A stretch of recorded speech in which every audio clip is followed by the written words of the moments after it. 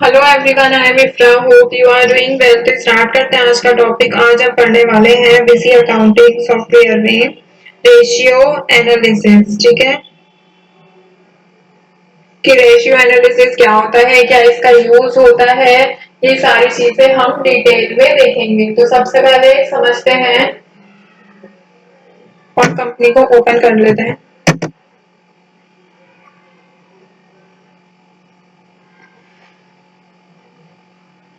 तो देखिए कंपनी यहाँ पर ओपन हो गई है। ठीक है, तो अभी क्या करना है, सबसे पहले हमें डिस्प्ले ऑप्शन में आना है, डिस्प्ले मेन्यू में, और यहाँ पर आपको ऑप्शन दिखेगा MIS रिपोर्ट। MIS रिपोर्ट पर एंटर किया और ऑप्शन आ रहा है रेशियो एनालिसिस। ठीक है, तो रेशियो एनालिसिस पर एंटर करेंगे तो ये डिटेल मांग रहा है कौन से मंथ की। तो उसके लिए हमें पहले समझ लेते हैं रेशियो एनालिसिस होता क्या है, ये सारी चीजें।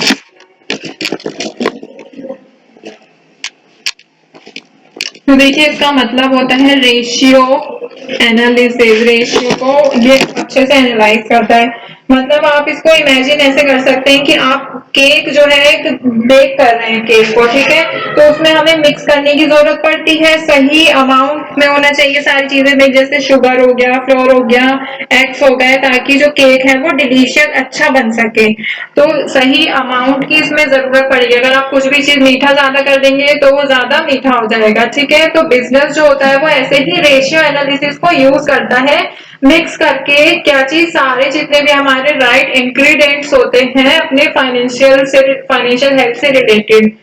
ठीक है, अब अगर मैं सिंपल अकाउंटिंग वर्ड्स में बोलूं, रेशियो एनालिसिस क्या होता है, इससे हम समझ सकते हैं कंपनी की फाइनेंशियल परफॉर्मेंस को समझा जाता है अलग अलग डिफरेंट नंबर से कंपेयर करके उसकी फाइनेंशियल स्टेटमेंट को। ठीक है, तो ये नंबर को हमने क्या बोला था अभी, इंग्रेडिएंट्स बनाया था। ठीक है, तो इसको कंपेयर करेंगे और यहाँ पर क्या है देखते हैं फिर हमारी कंपनी जो है कितना अच्छा वर्क कर रही है या फिर वर्क सही से नहीं कर रही है। ये सारी चीजें जो है डिटेल में देखी जाती हैं।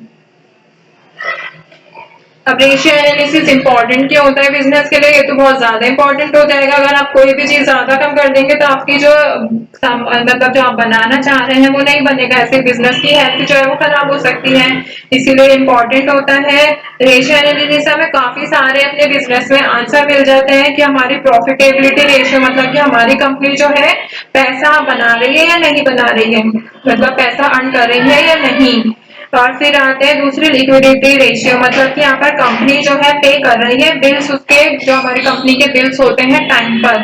फिर थर्ड क्वेश्चन जैसे हो सकता है, एक होता है एफिशिएंसी रेशियो, कि यहाँ पर कितना एफिशिएंटली जो है कंपनी यूज कर रही है अपने एसेट्स को। एफिशिएंटली यूज करना चाहिए तो कितना एफिशिएंटली यूज कर रही है अपने एसेट को, ये भी हमें इससे पता चल जाता है।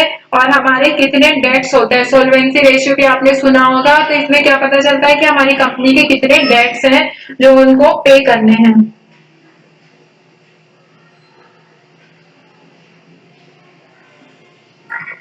तो यहाँ पे डेट्स के बारे में पता चलता है, यहाँ पे एफिशिएंसी के बारे में पता चलता है कि कौन से एसेट्स कितने अच्छे से यूज हो रहे हैं, बिल टाइम पे हो रहे हैं या नहीं, और कंपनी प्रॉफिट कार्ड कर रही है या नहीं, ये सारी चीजें जो है इसमें पता चलती हैं। इन सबके प्रपोर्शन पता चलता है। ठीक है, तो अभी हम इसको देखते हैं। देखिए रेशियो एनालिसिस ऑप्शन आएगा कहाँ से, वो मैं बता चुकी हूँ। डिस्प्ले मेन्यू पे आना है, MIS रिपोर्ट का ऑप्शन होता है, उस पर एंटर करेंगे। थर्ड ऑप्शन आएगा रेशियो एनालिसिस, एंटर करेंगे।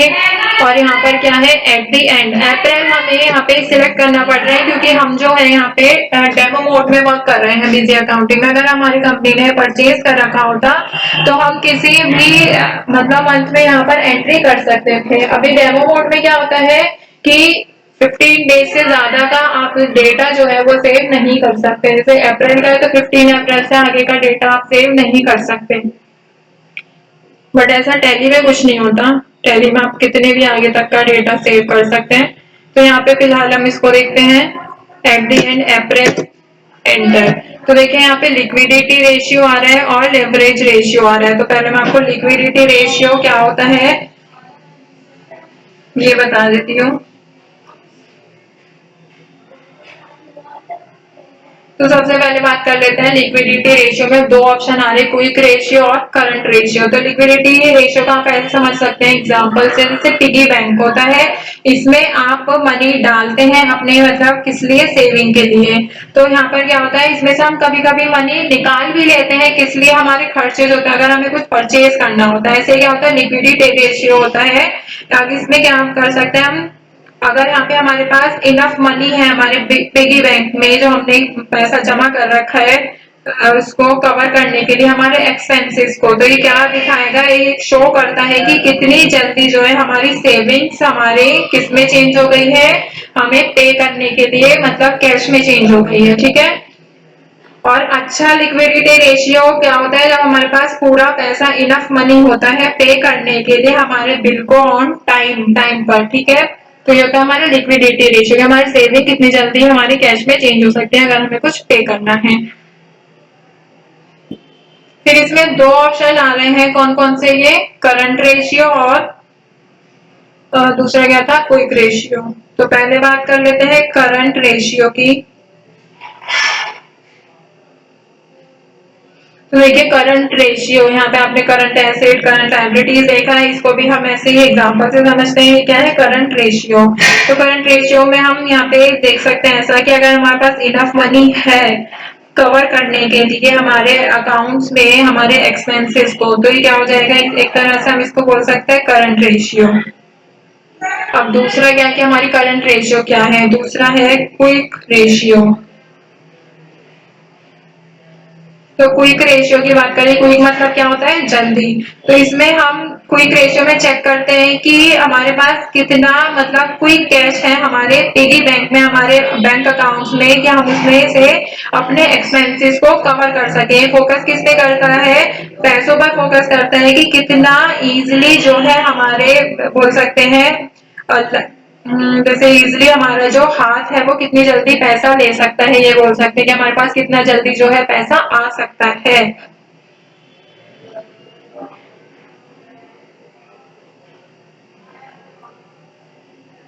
ऐसे कौन कौन सी चीज होती है जिसको हम कैश में बेच सकते हैं, ये भी हम समझ सकते हैं इससे। तो हमारे टर्नओवर रेशियो हो गया, प्रॉफिटेबिलिटी रेशियो। दूसरा एक और पे बता देती हूँ यहाँ पे, लेवरेज रेशियो क्या होता है। लेवरेज रेशियो बहुत इजी वर्ड्स में बताऊंगी, ठीक है। तो इसका मतलब समझते हैं सबसे पहले लेवरेज रेशियो। इसको हम एग्जांपल से अगर मैं बताऊं तो समझ सकते हैं, जैसे हमने मनी बोरो करके खरीद ली है कोई गाड़ी, जैसे बाइक ले लेते हैं, हमने कोई बाइक खरीद ली है, ठीक है।